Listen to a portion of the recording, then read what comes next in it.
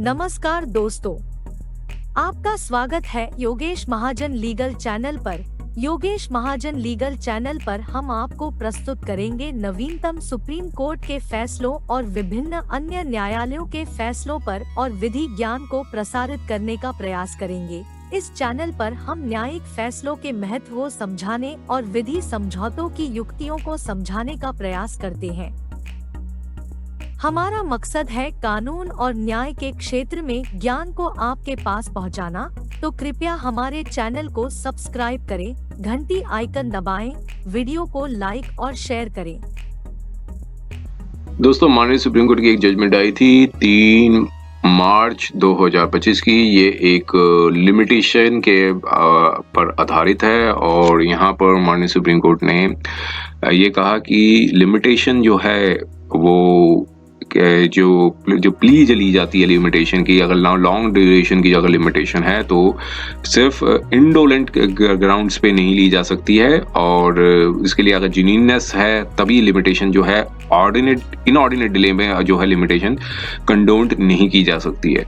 तो यहाँ पर एक जजमेंट का केस हुआ था, उसमें बताया था कि एक्स पार्टी जजमेंट और डिग्री थी जो स्पेसिफिक परफॉर्मेंस की थी, उसको सेट असाइड कर दिया था एप्लीकेशन को, जब 1312 दिन का जो लॉन्ग डिले था उसको कंडोन्ड कर दिया था नीचे की कोर्ट ने, हाई कोर्ट ने। जब एक लीगल रिप्रेजेंटेटिव्स थे फर्स्ट डिपेंडेंट के, वो उन्होंने जब एग्जीक्यूशन पिटीशन थी फाइल की थी, मींस जो रिप्रेजेंटेटिव मींस अपेयर हुए थे इन एग्जीक्यूशन पिटीशन जो फाइल की थी जो प्लेंटिफ ने, तो प्लेंटिफ ने एक प्रकार की एक एग्जीक्यूशन जो पिटीशन थी वो फाइल की थी, लेकिन उन्होंने आगे चैलेंज कर दिया था। आगे 1312 दिन का जो डिले था, जो एक्स पार्टी ऑर्डर था, उसको चैलेंज किया था डिफेंडेंट ने, और हाई कोर्ट ने उस डिले को कंडोन कर दिया था। तो अब यहाँ पर फैक्ट्स पे भी हम देखेंगे और समझेंगे क्या था मैटर।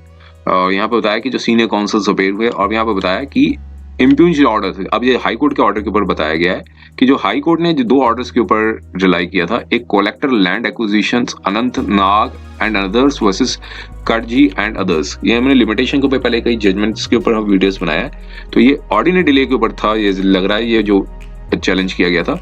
तो यहाँ पर collector land acquisition Anantnag versus Katiji and others, तो क्योंकि इस केस में 1312 दिन का डिले था, तो उस हाई कोर्ट ने इन जजमेंट पर रिलाई किया। और दूसरी H Dohil constructions company private limited versus Nahar exports limited, तो दोनों इश्यूज थे वो कंडोनिंग ऑफ डिले थे, और जिसमें प्रिंसिपल्स अप्लाई किए गए थे, कंडोन मींस डिले को कंडोन कर दिया था और एप्लीकेशन को अलाउ कर दिया था।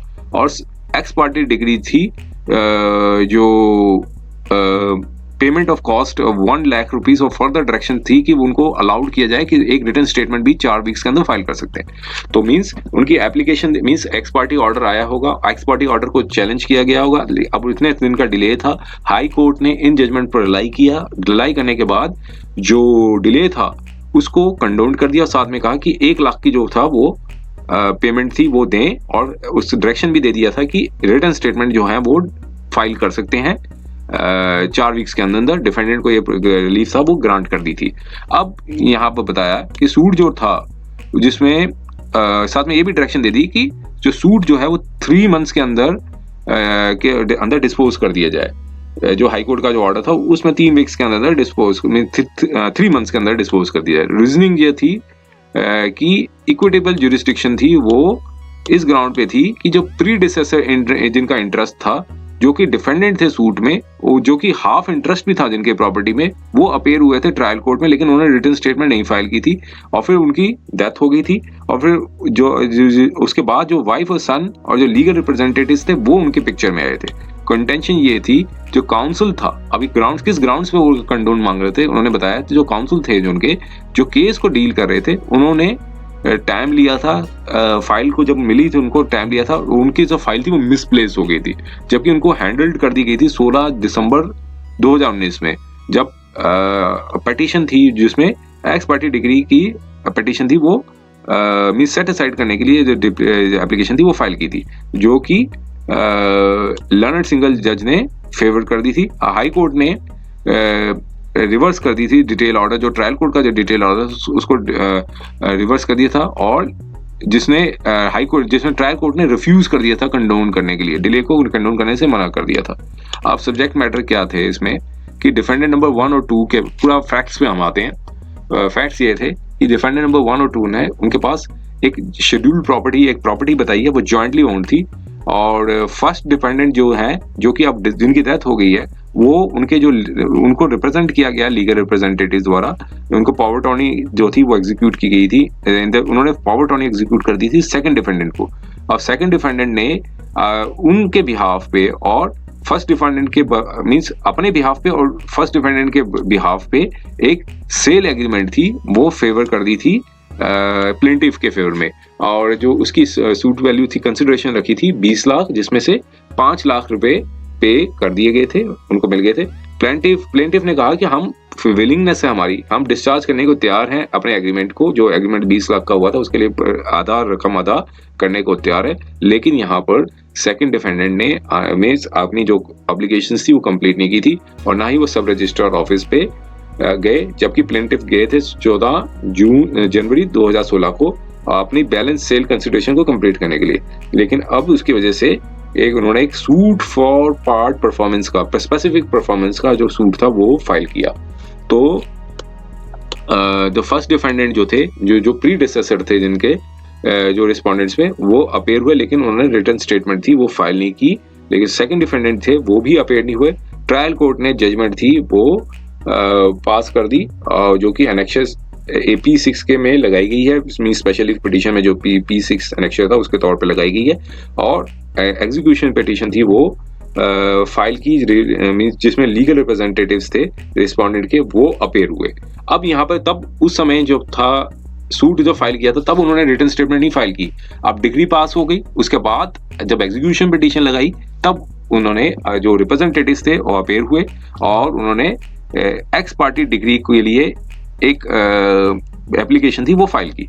अब उसके बाद उन्होंने एक्स पार्टी डिग्री की एप्लीकेशन फाइल की।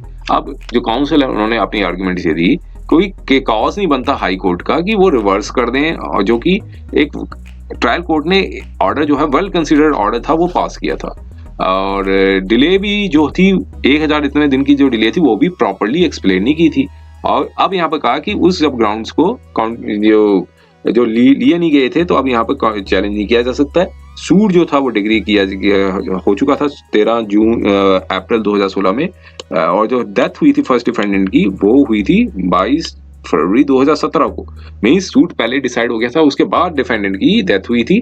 अब क्लेम ये था कि अब यहाँ पर क्लेम ये बताया कि जो फर्स्ट डिफेंडेंट थे वो हॉस्पिटलाइज थे, और उसको एक्सेप्ट नहीं किया जा सकता क्योंकि डॉक्यूमेंट जो प्रोड्यूस किया गया था हॉस्पिटलाइजेशन का वो काफी दिनों के बाद का था, जब जजमेंट डिग्री हो चुकी थी उसके काफी दिनों के बाद था। और यहाँ पे बताया कि जो कंटेंशन जो ली गए हैं कि ट्रायल कोर्ट में कि वो मींस फाइल्स थी लॉयर को दी गई थी वो लेट थी, वो कहा कि उसका भी चैलेंज नहीं किया जा सकता क्योंकि सेम वही लॉयर था जिसने पहले लीगल रिप्रेजेंटेटिव्स को रिप्रेजेंट किया था। तो यहाँ पर किसी प्रकार की इक्विटी नहीं बनती कि डिग्री और स्पेसिफिक परफॉर्मेंस जो प्लेंटिफ ने डिपॉजिट भी कर दिया था, बैलेंस 15 लाख की जो कंसिडरेशन थी वो डिपॉजिट भी कर दी गई थी, वो मींस उसको एक्सकुलेट किया जाए, और ताकि जो बेनिफिट मिलना चाहिए प्लेंटिफ अपीलेंट को वो ना मिले। तो अब उन्होंने केसेस भी कई रिलाई किए जिसमें बताया कि इक्विटेबल ज्यूरिसडिक्शन की जिसमें सफिशिएंट हार्डशिप्स जो है वो दिखानी देनी चाहिए, और आर्ग्यू ये भी किया कि जो एग्रीमेंट था सेल का वो एक कल्यूसिव अफेयर था बिना किसी डिफेंडेंट के नॉलेज पे। अभी से उनके डिफेंस के जो काउंसिल में बताया ये कि फर्स्ट डिफेंडेंट ने कैंसिल कर दी थी पावर टॉर्नी, जैसे ही उनको पता चला फर्स्ट डिफेंडेंट ने कैंसिल कर दी थी। तो ट्रांजैक्शंस जो थे वो भी सेल एग्रीमेंट से मींस वो भी उसके भी इंटेंशन ये नहीं थी कि सेल एग्रीमेंट की जा सके, जो कि प्लेंटिफ ने सप्रेस किया है। और जो वैल्यूएबल प्रॉपर्टी थी वो छोटे अमाउंट पे नहीं बेची जा सकती क्योंकि लीगल रिप्रेजेंटेटिव्स हैं वो बेनिफिट ले रहे हैं, इनको मिलना चाहिए। जो प्रॉपर्टी जो परचेज की गई थी हार्ड मनी, जो काफी मेहनत से पैसे से कमाई गई थी, जो उनके जो प्रीडिसेसर थे। तो साथ में बताया कि एंटायर एडवांस मनी जो है, अगर ये भी अंडरटेक दिया गया था कि जो एंटायर एडवांस मनी था वो डिपॉजिट की जानी चाहिए, और सफिशिएंट प्रोटेक्शन जो है वो और सफिशिएंट प्रोटेक्शन दी गई थी प्लेंटिफ को इम्पिंज्ड ऑर्डर से, जिसकी वजह से साथ में डायरेक्शन भी दी गई है कि ये सूट को डिस्पोज किया जाए। मीन्स ये ग्राउंड्स थे वो डिफेंस ने रेज किए। अब कोर्ट ने बताया कि जो एग्रीमेंट जो था वो 2013 का था, सूट जो 2015 में फाइल किया था। फर्स्ट डिफेंडेंट अपेयर हुए लेकिन कोई रिटर्न स्टेटमेंट नहीं फाइल की, इसलिए जो था सूट था एक्सपर्टी कर दिया। कुछ भी ऐसा दिखाया नहीं गया कि जो फर्स्ट डिफेंडेंट किसी प्रकार की एलिमेंट से सफर कर रहे थे या फिर जिसकी वजह से उनको डिसेबलमेंट हो गई हो कि वो मैटर को कंटेस्ट कर सके। और एप्लीकेशन जो डाली गई है सेटिंग असाइड एक्सपर्टी डिग्री की, उसमें जो ट्रायल कोर्ट ने पहले मीन स्पेसिफिकली इसके ऊपर बात किया था कि ये काफी डिले है और फर्स्ट डिपेंडेंट जो है वो जो डेथ है वो काफी साल पहले काफी पहले उनकी डेथ हो गई थी। और जब सूट जो डिग्री हो गया था लेकिन उन्होंने सूट डिग्री के बाद उन्होंने कॉन्टेस्ट नहीं किया था। तो कंटेंशन ये ली गई कि सीनियर काउंसिल ने ये रही जो प्रीडिसेसर इन इंटरेस्ट थे रिस्पोंडेंट के, उनको पार्किंसनिज्म की बीमारी थी। तो अब यहाँ पर बताया कि जो ग्रेविटी ऑफ अफ्लिक्शन था वो एविडेंट नहीं होता कोई भी प्रकार के डॉक्यूमेंट से जो ट्रायल कोर्ट के समक्ष रखा गया हो। अब ये अज्यूम किया जाता है कि जो फर्स्ट डिफेंडेंट जो है वो अपेयर हुए थे सूट में। हॉस्पिटलाइजेशन जो डॉक्यूमेंट्स द्वारा प्रूव की जा रही है वो सिर्फ 4 दिन की हॉस्पिटलाइजेशन थी, वो भी काफ डिग्री के कई साल टाइम के बाद थी। तो प्लेंटिफ ने इनिशिएट की थी एग्जीक्यूशन प्रोसीडिंग 2018 में और रिस्पोंडेंट्स यहाँ पर अपेयर हुए 2018 में। कोई सीरियस कंटेस्ट भी नहीं लिया गया। कंटेंशन ये थी रिस्पोंडेंट की कि वो उन्हें पता नहीं था कि एक्सपर्टी डिग्री है वो पास हो गई है, इसलिए वो अप्रोच किए थे लॉयर के पास। उन्होंने टाइम मांगा कि टाइम लिया और फाइल्स को रिटर्न करने में, जो कि हो गई थी फाइल 16 दिसंबर 2019 में। और जब application for the set aside degree थी वो पास फाइल की जा चुकी थी।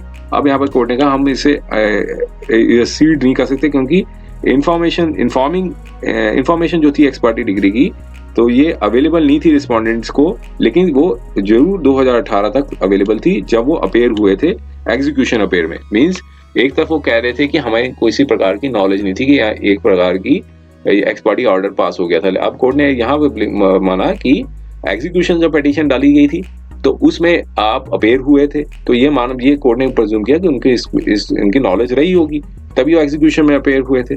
अब सिर्फ ये कंटेंशन थी कि डिले हुई थी वो अपीयरेंस की जो फाइल्स थी वो लॉयर द्वारा हैंडेड ओवर नहीं की थी, लेकिन वो 1 साल के बाद, लेकिन यहाँ पे ये बताया कि 1 साल से ज्यादा का समय हो गया था लॉयर को ट्रेस करने में, जो फाइल थी मिसप्लेस हो गई थी। तो यहाँ पे कहा कि ऐसे में भी certified copy of the record जो है वो ली जा सकती थी। Application to set aside decree file की गई थी और ऐसे इवेंट पे एक्स पार्टी डिग्री जो है वो अवेलेबल होनी चाहिए एग्जीक्यूशन प्रोसीडिंग्स में। इस सेल्फ में किसी प्रकार की डिफिकल्टी नहीं होती है कि application for setting expertise degree file की गई हो। तो इस फैक्ट से रिस्पोंडेंट्स ने कॉन्टेस्ट किया एग्जीक्यूशन प्रोसीडिंग्स में। कोर्ट ने भी एग्जीक्यूट किया था कन्वेंस को ताकि सेटिस्फाई किया जा सके स्पेसिफिक परफॉर्मेंस पे, और जजमेंट पर जो रिलाई किया गया तो यहाँ पर बताया कि जो जजमेंट पे उन्होंने यहाँ पर जो रिलाई किया था उसमें यहाँ पर कोर्ट ने ये बताया कि आर्गुमेंट सुने थे यहाँ पे दोनों साइड्स के, लेकिन यहाँ पर अपील थी वो अलाउ कर दी और उनकी जो मेरिट नहीं पाया गया किसी प्रकार का डिफेंस के काउंसिल का। और कहा कि जो रिस्पोंडेंट से रिस्पोंडेंट की साइड से अपेयर हुए थे उन्होंने आर्ग्यू किया था कि जिन हार्डशिप्स थी कोई प्रेजेंट केस में। तो यहाँ पर क्वेश्चन था हार्डशिप्स का, तो सिर्फ उनके सामने एड्रेस किया गया जो merits of the subject matter. Apprehension थी कि एक कोल्यूसिव अफेयर था जो कि एक पिटियंस के तौर पे कंसिडर, जो छोटा अमाउंट पे उन्होंने सेटलमेंट की, मींस छोटे अमाउंट पे जो बेचने को तैयार थे, यहाँ पे ये बताया जा रहा है। तो यहाँ पर कोर्ट ने कहा कि हमारा क्लियर ओपिनियन था कि इम्प्यून जजमेंट थी वो गुड ग्राउंड्स पे नहीं है, और जो कॉस्ट अवार्ड की गई थी जिसकी एक्सपीडिशियस कंसिडरेशन करें और इम्बैलेंस मींस जो जिसकी वजह से प्लेंटिफ को इम्बैलेंस होगा, किसी प्रकार इम्बैलेंस नहीं होगा।